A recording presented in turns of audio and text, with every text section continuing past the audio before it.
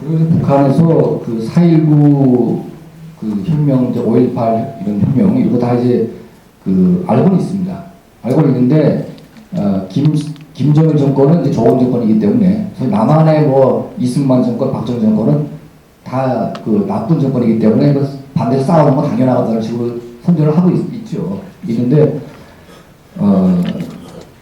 사실 북한 사람들이 그런 거 보면서 우리도 한번 해야 되겠다고 마음은 다 먹습니다. 근데 이제 우리 대한민국 사람들이 물론 목숨을 걸고 민주화운동을 한 건 사실이지만 어떻게 보면 이 대한민국은 원래부터 자유민주주의 국가이기 때문에 데모하는 것은 그냥 자유롭게 하지 않습니까? 이승만 정권 섭리 때부터 데모는 너무 안 하기 때문에, 그러니까 이 자유가 주어진 상태에서 데모하는 것은 물론 탄압도 받고 목숨을 잃을 수도 있겠지만 그게 목숨을 걸고 할 정도는 아니다. 대한민국 데모는. 물론 이제 그가 희생이 있었지만 북한 사람들 보기에는 그렇습니다. 그러니까 그 정도 가서 목숨 건다는 정도면 우리는 다 입어서 일어나가서 다 뛰어보자. 그러니까 아무리 정부와 법정이 이승만 정권이라고 해도 기본적인 틀은 자유민주주의 국가이기 때문에 이건 이제 가능했다고 좀 보고 있습니다. 근데 북한은 뭐냐면 그 히틀러나 이제 그 마오쩌둥이나 스탈린 같은, 그러니까 소위 그 독재 정권이 극에 달하고 개인 우상 숭배되고 수용소가 존재하고 이 반대파들은 그냥 다 손으로 쏴 죽이는. 그럼 뭐 그냥 머리만 죽는 게 아니고 상대까지 다 쏟아 죽이기 때문에 애당초 민주화는 불가능하게 되어 있습니다. 그런 거 아예 그냥 뭐 다 씨를 말리기 때문에. 그래서 또 특히 북한은 중국의 마오쩌둥이나 스탈린 체제보다 더 그냥 잔인하게 3명 중에 1명은 보이고 스파이를 만들어놨으니까 온 나라가 이제 감옥이고 온 나라가 감시원이기 때문에 이게 일어날 수가 없는 겁니다. 일어났다 그러면 딱 죽이니까.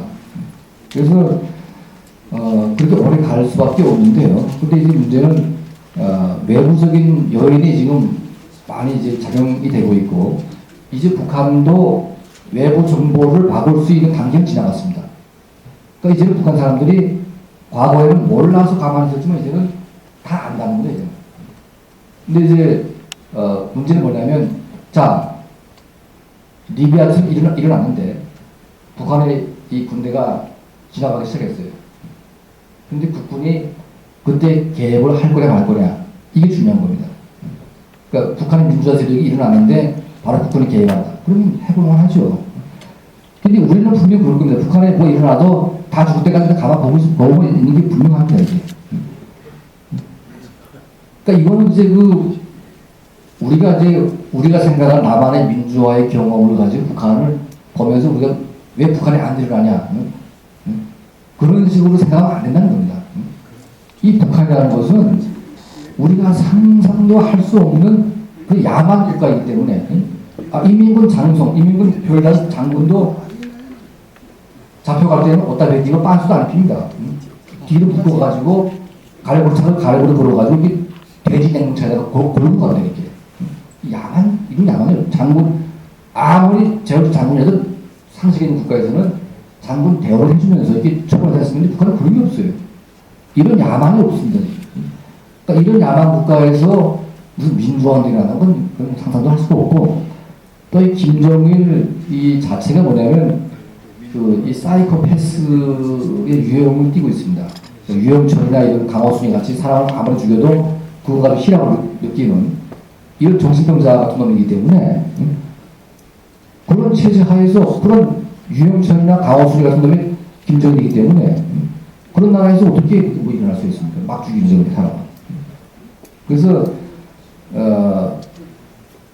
그런 정권은 사실 물리적으로 없애는 게 사실은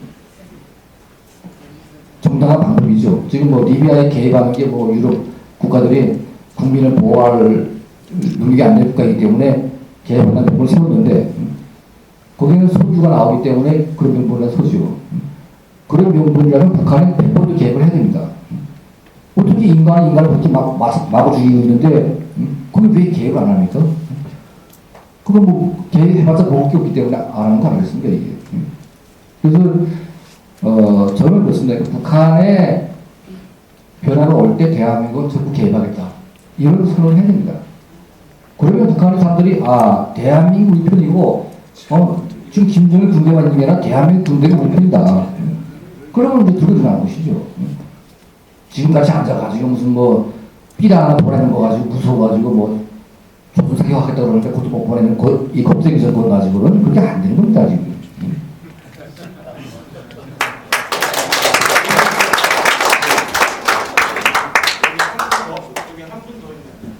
아 그래. 간단하게 두 가지만 질문을 올리겠습니다. 오늘 강 기자님 그 내용을 전적으로 저희들이 공감을 하고 또 우리 강 기자님 그 이념이 우리 국민 전체에게 확산되도록 여러 가지 방안을 좀 강구해 주시면 좋겠습니다.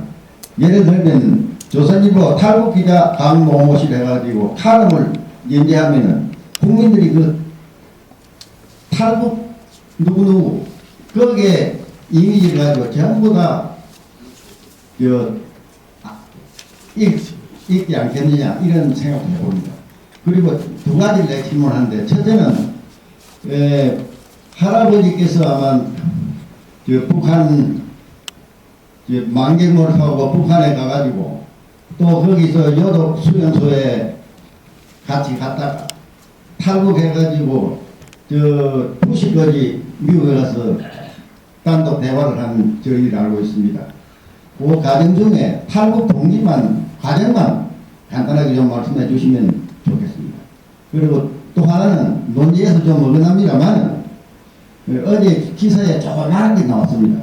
연평도에서 K9 또 박한포 등등 해가지고 5,000발을 발사하면서 사기 훈련을 했다는데 전에 한 것하고 이번에 한 것하고 그 성격의 차이가 좀 있을 줄 알고 있습니다.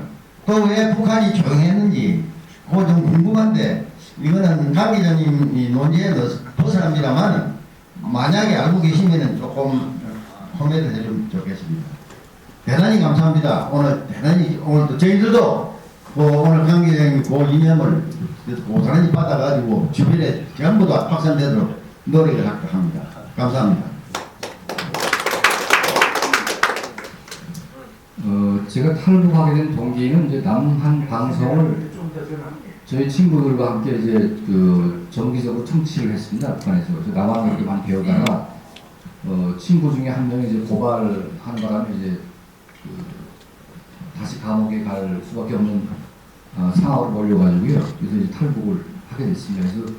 그래서 중국의 그 창파이 쪽 압록강 건너가지고 연길, 심양, 베이징, 대련을 거쳐서 이제 숨어 있다가 이제 대련항에서 한국으로 이제 미라선 타고 한국으로 오게 됐습니다. 그래서 북한이 지금 이제 연평도 도발한 명분을 세운 것도 서해에서 이제 군사훈련할 때 남한이 정해놓은 NLL은 내리가 정한 거기 때문에 우리 인정할 수 없다. 그러니까 서해 연평도 인근에서 포세게 훈련하는 것은 우리한테 도발하는 것을 간주하겠다. 이렇게 협박을 했습니다. 근데 우리가 그걸 협박을 무시하고 이제 했는데 연평도에 친 것이죠. 근데 똑같이 했는데 이번엔 왜 가만히 있냐? 이건 이제 우리의 승리라고 볼 수 있습니다. 왜냐하면 이명박 정부를 계속 시험하고 협박을 했는데 어쨌든 이제 불복을 하지 않기 때문에 그래서 더 이상 북한이 또 이 내부적으로 남쪽의 지원을 받지 않으면 안 될 만큼 이제 지금 굉장히 어려워지고 있기 때문에 더 이상 건드려 봤자 이제는 좀 안 되겠다. 이제 그런 마음 보고 보시죠. 그래서 원래는 이제 31명의 오부가 이제 왔을 때도 막 반발하다가 나중에 또 이제 인정을 했고 또 최근에 백두산 뭐 공동 조사하자 그러는데 그건 이제 남한하고 이제 대화를 트기 위한 하나의 전략이죠. 어떻게 보면 그런 걸 통해서 자꾸 이제 빨리빨리 해서 이제 봄이 오기 때문에 비저지어 실명적이 안 되게 되면 올 봄을 넘길 수가 없다. 그렇게 지금 위기 상태입니다. 그래서 북한이 꼬리를 내리는 것은 자기네가 이제 힘들어질 때, 그러니까 힘들어질 때 제일 먼저 하는 게 협박입니다. 협박을 해보고 안 되면 그때 이제 꼬리 내리는 것이죠. 그래서 이번 포사격을 가지고 북한이 가만히 있는 것도 아마 그런 이유가 아니냐 그런 생각이 듭니다. 네, 그래. 우리가 오늘 몇 가지 중요한 결론을 내릴 수 있을 것 같습니다. 특히 우리가 중국 콤플렉스를 많이 가지고 있었어요. 중국이 북한을 티베트화 또는 핀란드화를 할 때 어떻게 대책이 없지 않느냐 하는 상당히 패배주의적인 생각을 가진 사람들이 일부 있었는데 오늘 우리 강 기자의 강의를 통해서 그 문제는 우리가 마음먹게 달려있다. 민족적인 의지와 결심의 문제이지 중국의 문제가 아니다. 아주 명쾌한 답변을 우리에게 해주셨습니다. 또 하나 중요한 것은 북한의 급변 사태가 났을 때 우리 대한민국이 탈북자들과 함께 북한으로 가는 문제, 그러나 전체의 그림은 UN 평화유지군이라는 이름으로 가면은 중국의 개입도 막을 수 있고 국제적인 여론에도 아무런 지장이 없을 것이 아니겠는가. 그러나 그 중에 가장 돈을 많이 내는 나라, 가장 열과 깊은 나라가 중심이 되는 주도적인 역할을 하게 될 것이다. 우리가 일반적으로 상식적으로 판단할 수는 일이지만 가장 탈북자 중에 가장 지성파인 강철한 기자가 하고 있는 얘기이기 때문에 무게가 있고 의미가 심정하고 역사적인 의미를 가지는 말이라고 생각이 됩니다. 특히 우리가 2008년도에 우리 같이 유엔에 갔을 때 평화 또 민간 사절단으로 반기문 유엔 사무총장을 제가 만날 기회가 그때 있었지 않습니까? 그때 제가 반기문 사무총장에게 예방을 하러 간 게 아니었습니다. 전하고 싶은 메시지가 하나 있었어요.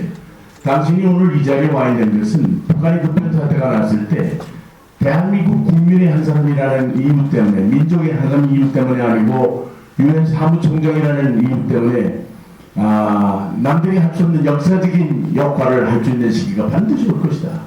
그날 그 시간을 위해서 만반의 준비를 갖춰달라.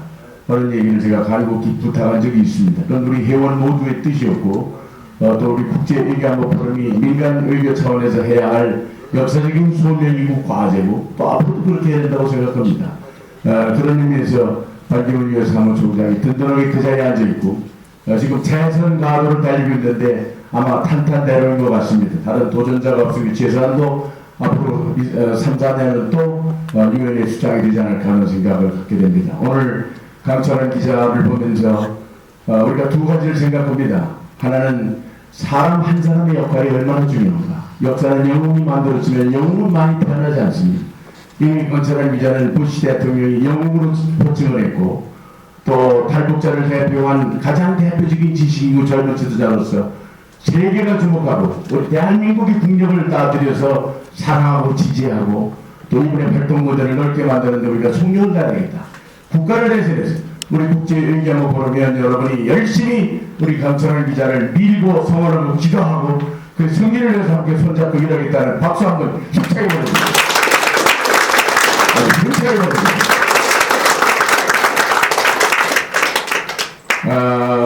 여기서 제일 중요한 가치는 마이클 맨델밤이 얘기한 것처럼 자유와 민주의 가치입니다. 자유와 민주가 지배하는 한반도, 자유와 민주가 지배하는 북한 땅, 이 땅을 만들기 위해서 우리는 인색해서는 안 됩니다. 우리는 주저해도 안 됩니다.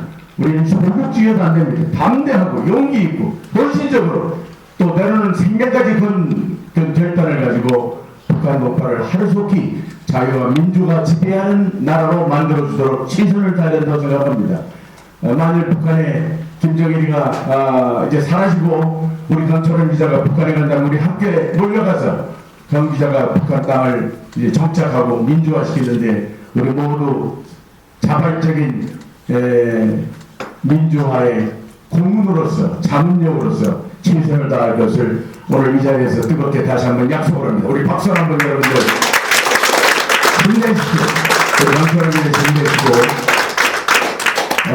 오늘 이 자리